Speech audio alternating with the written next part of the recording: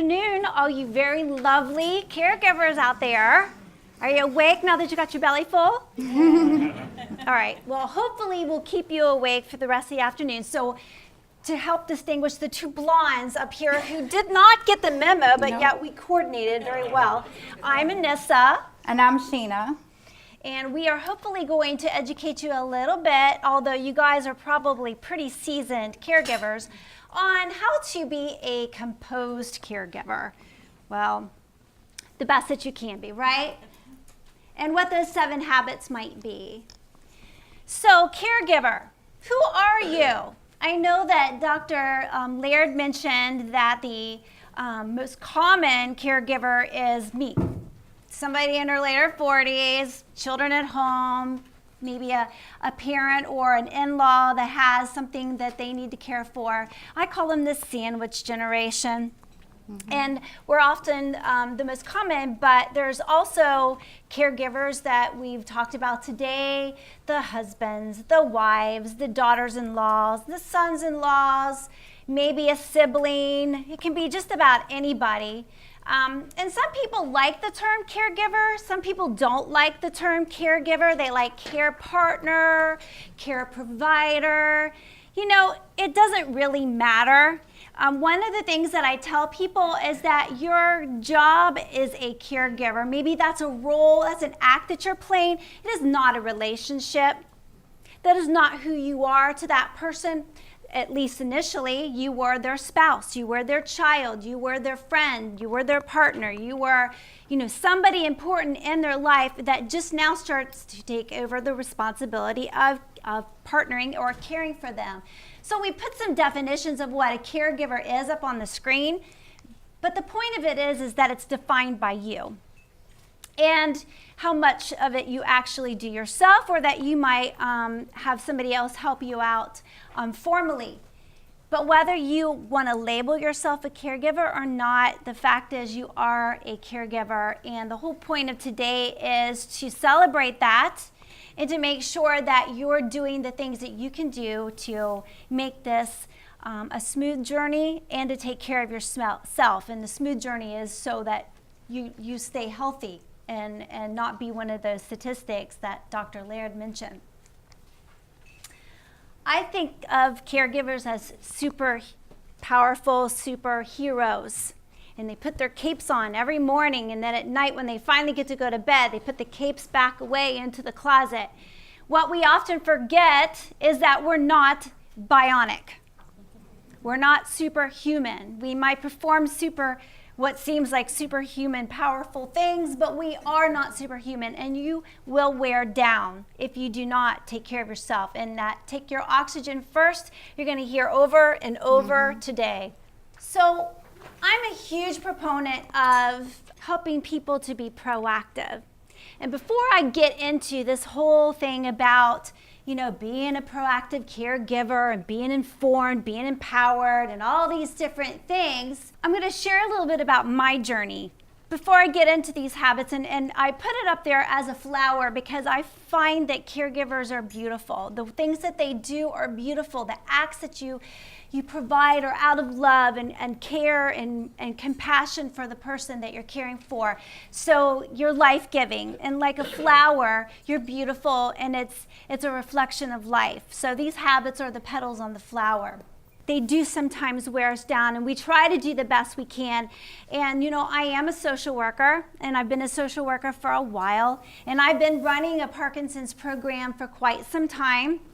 So you would think I'd be pretty clued in, right? Pretty knowledgeable about Parkinson's disease, pretty much doing that all day, every day, 5 days a week.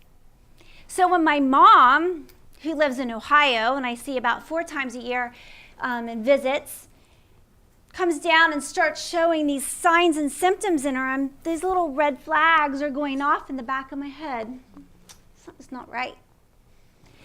She was just moving a little slower, and she wasn't swinging her arm. She started complaining that she couldn't smell things. I'm like, And that little voice in the back of my head said, your mom has Parkinson's. No. Wouldn't that be weird and ironic that my mom would have Parkinson's. There's no family history. No. So time goes on, and mom starts displaying more and more symptoms. And she's not one to like to deal with things. I call her an ostrich. She likes to bury her head in sand and pretend that everything's perfect and okay. She doesn't like to deal with things proactively like I do. Great job I'm doing so far. So, she starts making these vague complaints, and I will say, Mom, I really think you should go to the doctor for this. I think that you've got something there. I didn't use the word Parkinson's. And, oh, no, it's just this or it's just that. Oh, I lost my sense of smell because I smoked for 20 years. Or, I'm just slowing down, I'm getting older, whatever. So finally, she started complaining about her toes. My toe feels like I've got a wrinkle in it, and they curl at night, and it hurts so bad. I knew. This is dystonia. This is a symptom of Parkinson's. Mom, I think you might have Parkinson's disease. I'm not a doctor, but I think you want to go see the doctor about this. Oh, I was thinking about seeing the podiatrist. So what do you think, the primary care doctor or the podiatrist? No, really, I think you should see a neurologist. Okay, I'm going to go to the podiatrist. Okay. She went to the podiatrist. I said, well, at least tell him I think it's dystonia. So she goes. He says, oh, you have a tic. Okay. Well, my daughter thinks I have dystonia. Well, yeah, it's kind of the same thing. So I don't even know what the treatment plan was, because she came back and I said, Mom, you need to go to a neurologist. Oh, no, I don't think it's Parkinson's. I don't have a tremor. Okay, Mom, I know that I'm just your daughter, but I really think you should go. So she didn't. Eventually, she started getting what she thought was carpal tunnel syndrome. And she went to the neurologist. Yes! Not because I did it. So she went and she was diagnosed with carpal tunnel. Oh, and by the way, my daughter wanted me to share these other symptoms with you. Oh, okay, well, let me see you walk. And she walked. He's like, I'm not convinced you have Parkinson's. So if you do, it's just a little Parkinson's. So she came down the next day, actually, and visited me. And she had the opportunity, because of some work I was doing with a specialist that next day, he actually said to her, so how long have you had your Parkinson's diagnosis? And confirmed it. Wow. Did I feel like a heel? I felt guilty. I beat myself up about it because it took so long to get that. I mean, this went on for over a year. So I really dealt with a lot of guilt. I was very frustrated as a daughter because I couldn't seem to communicate well with her. And I'm like, I should be the queen of communication. I should be able to help my mom navigate this system better because I'm a social worker and I know this disease and I screwed up, so to speak. So I want to tell you this story, only share it because even I screwed it up and I should know better, right? You would think I would know better. We all make mistakes. What I've decided is to not sit here and wallow in it. And I become more proactive with her. And so my job, hopefully, is to share that with you and to let you know that you will make mistakes along the way. You will do things that you like, why did I do that? Or why did I say that? Or why didn't I behave a little more proactively? You're human. So accept it and move on. All right, so let's start with the very first one. E. I like that for education and empowerment.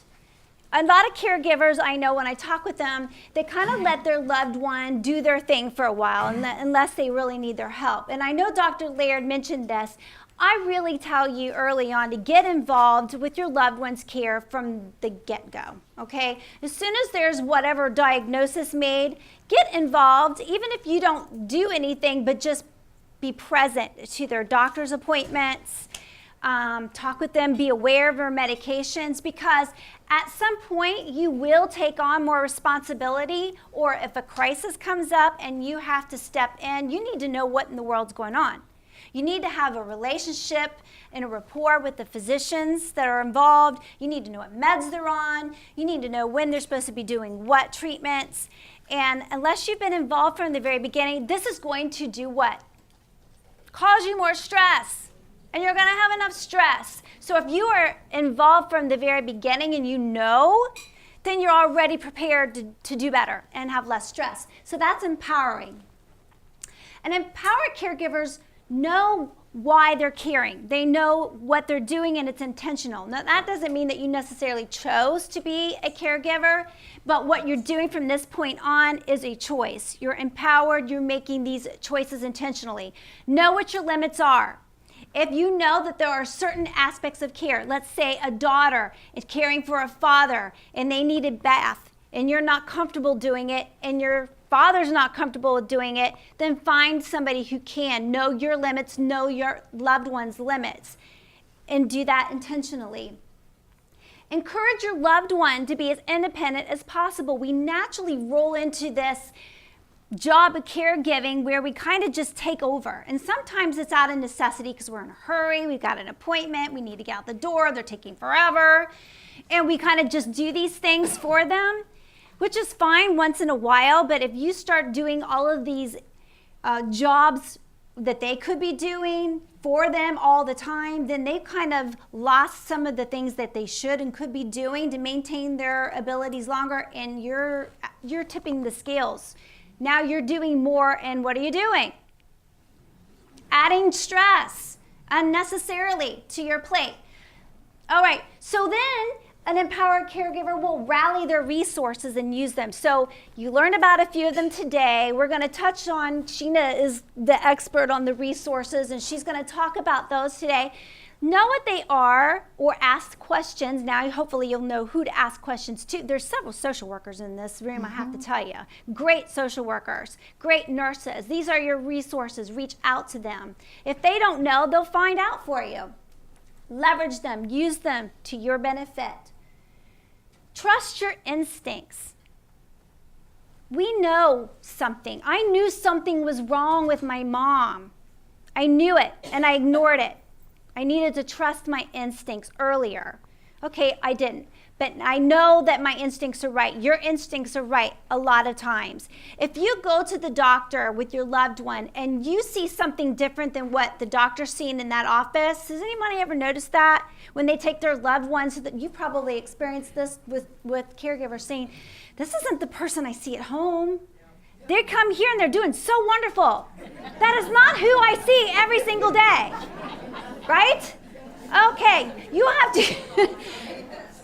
Right, you have to communicate this, and you have to trust your instincts when maybe the doctor might be going down a different road that maybe you need them to because what they're seeing isn't necessarily the case. So trust your instincts. You know what's going on. And be in touch with your emotions. We've talked a lot about this already today. Know when you're feeling anxious and worried, when you're dealing with guilt, which is a negative feeling, or fear, or anger and resentment. There are times, and I know it doesn't sound pretty, but there are times when we are resentful and we do feel anger, and that's normal. These are normal emotions of coping with these things.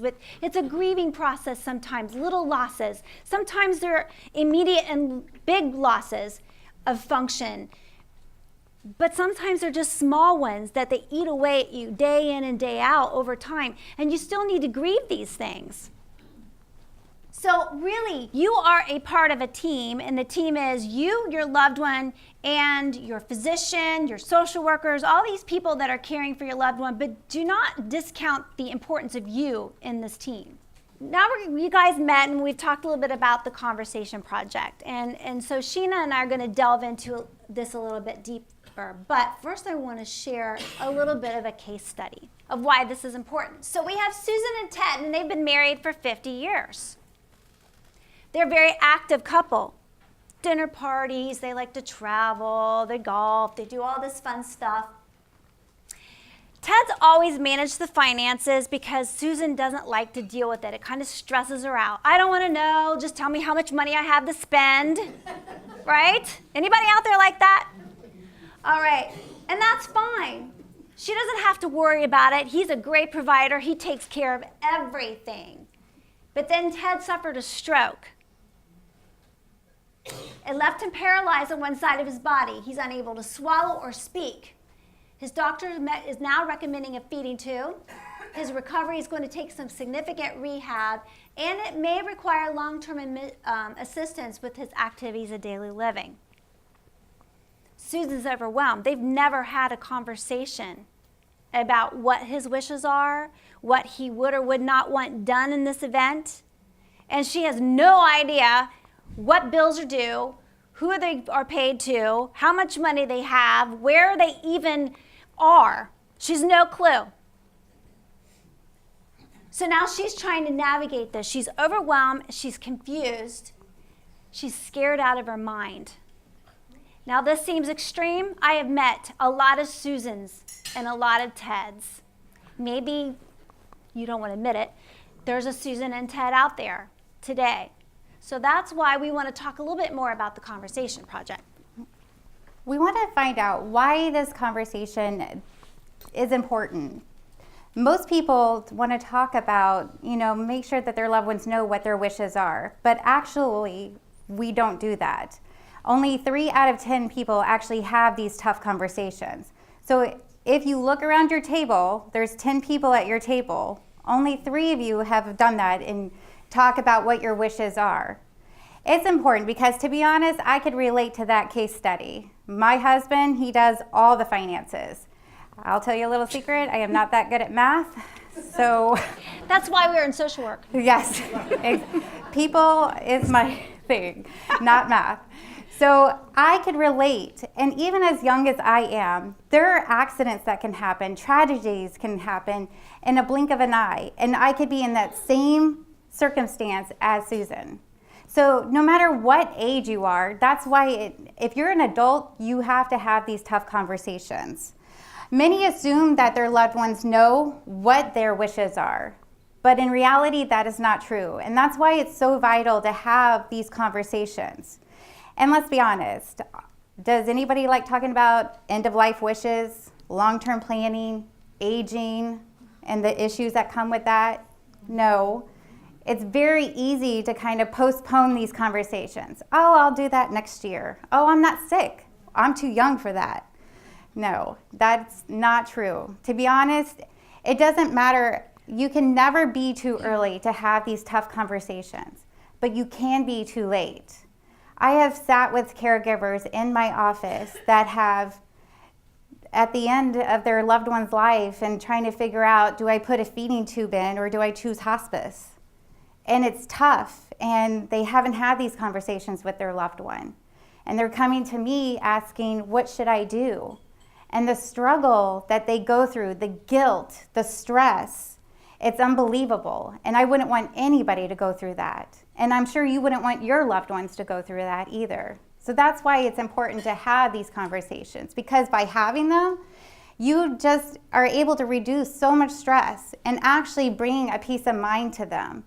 And it's a gift that you can give your family to make sure that they don't have to have that burden. They're able to think thoughtful and make thoughtful decisions on that. When you're ready to have these conversations, there's a few things that you should look at. And the Conversation Project is a really good avenue to be able to start thinking about these conversations. What's important to you? What do you want to make sure? What are your wishes? And when you're ready to have these conversations, one of the things that you should think about is, who do I want to talk to? Who do I want known my wishes? Do I want my spouse to know it, my children, my doctor? When would it be a good time to talk? Obviously, I would pick an unhurried time where you can actually talk about this, whether it's in a quiet park or at your daughter's kitchen table, just somewhere where you can really focus on knowing and talking to who you want to do that with. Where would you feel comfortable? Again, it could be anywhere, but I would pick somewhere comfortable where you feel that you can have a good conversation. And what is important? What do you want to make sure you say? What's great about the Conversation Project and also the 5 wishes, which it was given by Hospice of the Comforter back there, these are all avenues to kind of figure out for each of us, what are our wishes? Now, my husband is married to a outspoken social worker, so I talk to him about everything, whether or not he wants to or not, but he's fine. He's gotten used to it over time. And I will come up with situations that I will be like, look, if this happens to me, I definitely don't want this. I want to make sure that you know that I don't want this. So he's gotten used to it and have come around to where, now what do you want? Is this something you want? It's not as easy because a lot of times these are tough conversations to have. And it just takes time and many, many, many conversations to be able to come up with what your wishes and what you want. And that's okay. A couple of tips on when you're having a discussion. First of all, be patient. Everybody is at a different place in their life and at a different place where they're willing to accept what is happening and when they're not. And so just be patient. Just wait. You know, people sometimes need to think about when they want to do it, and you may have to come back several times to do it. But that's okay. Just be patient. You don't have to steer the conversation. Just let it happen. So don't go in just with an agenda. Okay, today we're going to cover do not resuscitate orders, and we're going to cover this. No, just have a conversation. Let it lead you. It doesn't have to be an agenda. Remember, it's okay to disagree. Now, I have a personal story regarding this because unfortunately, you're not always going to agree with your loved one. My father had to have mitral valve surgery about 13 years ago, and it's major heart surgery. He decided that he wanted to have a do not resuscitate order going in the surgery. Me, as a daughter, I was not ready to let him go. I wanted him to fight and see where we ended up just in case something did go wrong. So we didn't agree. However, as a daughter and as a loved one, you have to respect their wishes. It's their life and they're able to choose what they feel is best for them. And we just need to respect that. So sometimes you do disagree, but just having respect for them is very important. And not judging them based on what their choices are. Because he chose something different than I would doesn't make him any less different than me. It's just we all look at life differently and we accept that. Nothing is set in stone. You can always revisit your wishes. So that's not something that you have to worry about, like if I get it done. Because I know a lot of people put that off because, well, if I put it down in writing, that means I am going to need that, or I am going to die, or I am going to have to figure that. That's not true. You just get it down because life is unpredictable, unfortunately. So it's always good to kind of talk about it.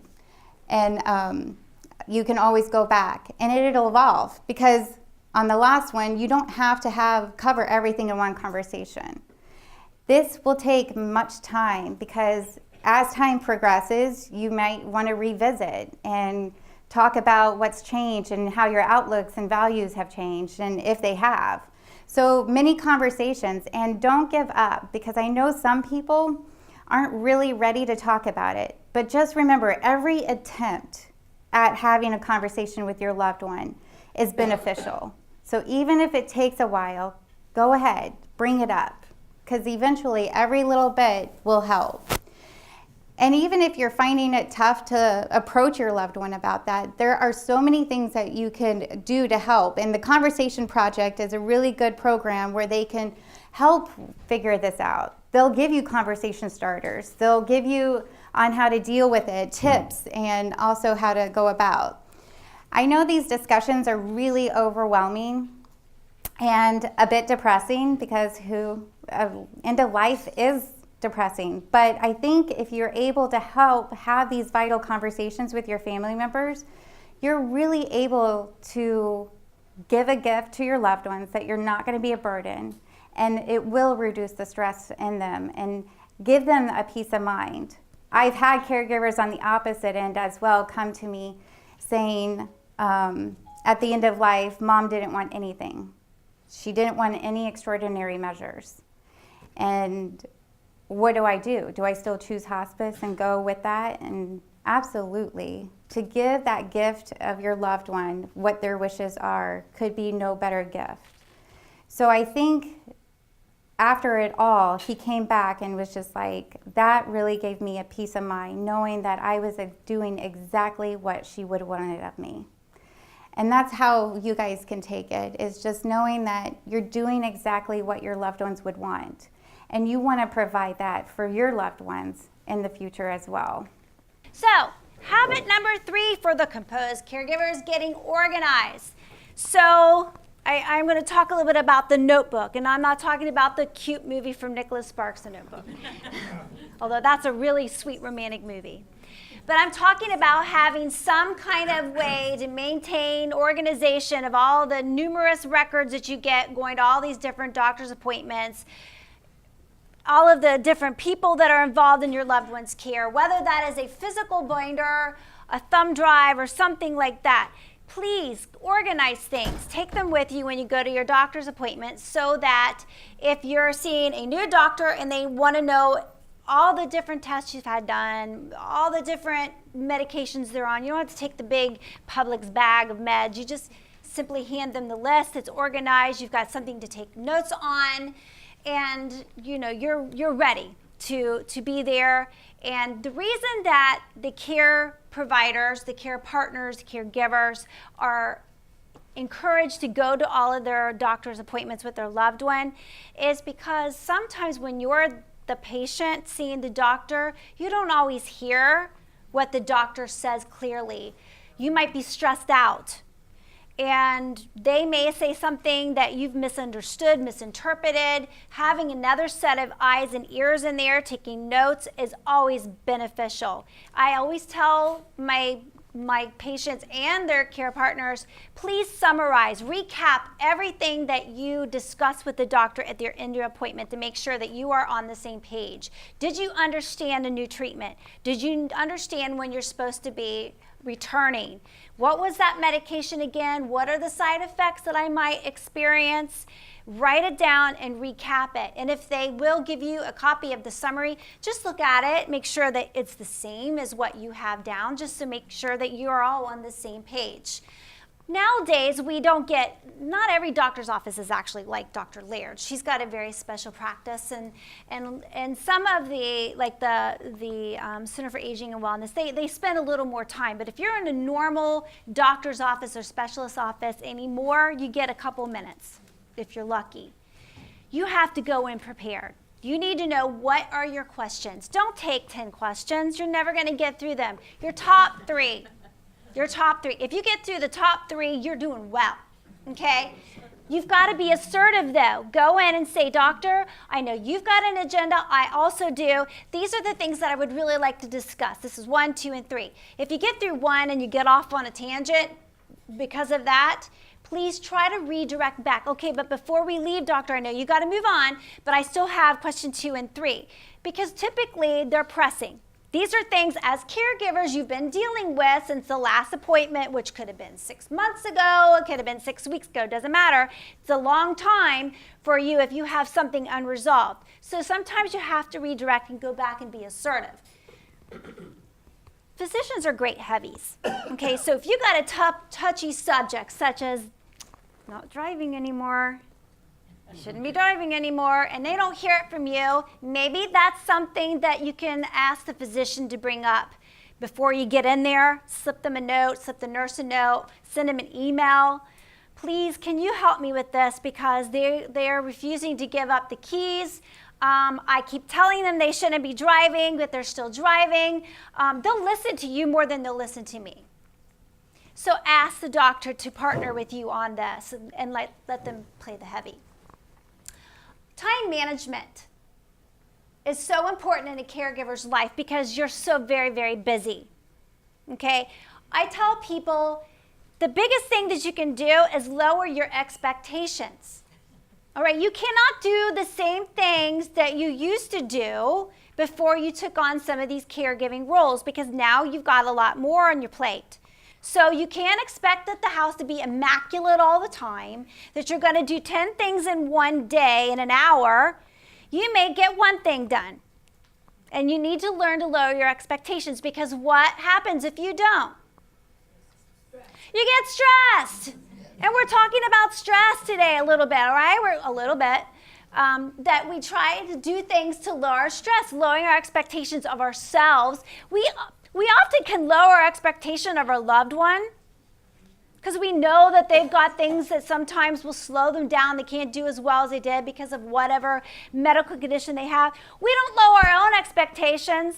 We're not superhuman, so we have to lower our expectations. There is power in the checked off list. I love lists. I'm a type A personality and I love lists and I like checking them off when I'm done. Anybody else out there like that?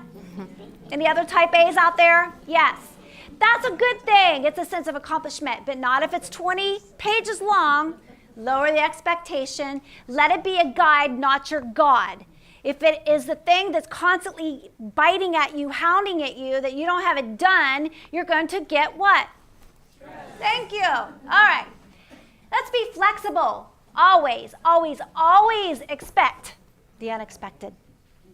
Because you might have all these grandiose plans that you're going to get out the door by 9, and then some catastrophe happens, right? And I can think of 100 different scenarios to give an example, but you don't get out the door at 9. You're lucky to get out at 9:15, and your appointment was at 9. Yeah, well, it happens. You got to learn to be flexible. Or change the way that you set up your day. If you know that 9 is never going to happen, then you got to set it up. Okay. Do things in small chunks of time. Find your shortcuts. Simplify and delegate. And the other thing that I like is downsize, declutter, and donate. Get rid of junk. Move to a smaller house. Make life simpler. Again, because it does what? It lowers. Right. I love this. Management of time, the strict discipline, adherence to a rigid schedule while remaining flexible to let anything happen at any time. All right. We're going to talk a little bit more about getting your affairs in order. Sheena, do you want to go over this real quick? Yeah. So basically, getting your affairs in order. So we talked about having the conversations. But conversations aren't enough. To get your affairs in order, you need to get everything in writing and get prepared for your loved ones. Now, getting organized personal records with your birth certificate, your marriage certificate, military information, having all of this gathered together along with your contacts, attorneys, banks, financial advisors, physicians, all these things need to be put together, made as a list so that you can easily accessible too, so you can get to them quickly. Organize your financial information. Debts going out, bills going out. Are you doing online payments? How to go about that? Passwords to those type of things. Are you having health insurance? What policies do you have? Long-term care insurance. All these are very vital as far as getting together and getting it organized, because I've had families come in, well, I think my mom has a long-term care insurance, but I'm not sure. I don't know where it is either. So it's very vital to get prepared to have all this information. And the next slide. Part of getting organized is preparing your legal documents, your wills, power of attorney, your advance directives. All of this is part of what needs to be done, is put together. I do want to stress that a living will is different than a will. A will is when you pass away, how you divide your assets and your estate up. A living will lets your family know and the healthcare professionals know your wishes about life-prolonging procedures, like being on a breathing machine or feeding tubes. So those two are very different, and I know that they can sometimes get misinterpreted on which one, because I've been told, oh, I have a will. No, a living will is what I was asking. So it does get a little confusing. A do not resuscitate order and a durable power of attorney are very important to have. And once you have all this gathered, it's important for you to make a copy, give it to your designated healthcare surrogate or your durable power of attorney to make sure that they have the records, or at least access to the records quickly in case of an emergency happened. So it's very important that whoever takes over, that you're able to give them that information. All right. Identify your supports. Am I still on? Okay, can you hear me? I'm going to go over this very quickly. You heard of Maslow's hierarchy of needs before? So we have our basic needs, Everybody has food, water, shelter, and then the next are the psychological needs, and then the self-fulfillment needs. How many caregivers are actually meeting these basic needs? We already talked about that. Most of them not. This is your basic needs. You're not getting your colonoscopies, your mammograms, all those things, let alone taking care of those colds. This is basic, guys. You've got to start taking your oxygen first. You've got to start taking care of yourself because you cannot care for somebody if you're 6 foot underground. Fact of life. You also have only so much energy every single day when you wake up. And there are certain tasks that's going to deplete that energy throughout the day that are given. That's just part of what you're going to be doing. You also lose energy by negative energy, by negative feelings, negative thoughts, stress and anger and frustration and grumpiness and all of those things. Some of those things you can't control. Those energy depleters you can control. You have a choice each day of how you're going to manage your attitude about things and how you're going to manage your stress, which stress is a huge energy depleter. So when you wake up in the morning, your choice is how much of my day is going to be depleted by being stressed out, anxious, angry, curmudgeon, or whatever, okay? You got to make these choices. There are different types of support to kind of help you reduce some of these frustrations. Formal support are people that you hire, social workers, home health care, whatever, delivered meals. Then there's informal support, your family, your friends, those people in your social circle that can provide different types of supportive behaviors. Emotional support, being there for you, tangible support, providing you respite, transportation for your loved one, informational support. They give you advice or provide you with resources. Some of these are provided by both formal and informal sources. Esteem and appraisal support, kind of on that Maslow's hierarchy. It's one of the top needs. It's still important. We need to know that we're still needed outside of the caregiver role, that we have something to offer somebody else, that we have strength. People can provide this by giving us positive feedback. We can see counselors, life coaches, clergy. But this is just as important. And then this helps reduce that negative feeling and depletion of that energy. We need to learn to ask for help. Who finds it easy to ask for help? Because why? We're superhuman. No, you're not. You got to understand that the first step is understanding that we're all human and we all need help occasionally. So be willing to ask for help. Get yourself in a pickle like this poor dog. Yes, they need help. Ask for help. Be willing to admit it's not a failure. You are partnering with somebody to help you do something. So I'm not going to go through this because of time, but I want you to go back through this list later on. You've got the handout of just how you might go about asking for help. It's not easy. Start small with someone you're comfortable with. And I want to say this, start early. If you've been doing this caregiver journey for a very long time and you're not asking for help now, okay, maybe it's not early, but start as early as you can, okay? Before you get to a crisis for yourself, meaning your health is now at risk. Know your limits.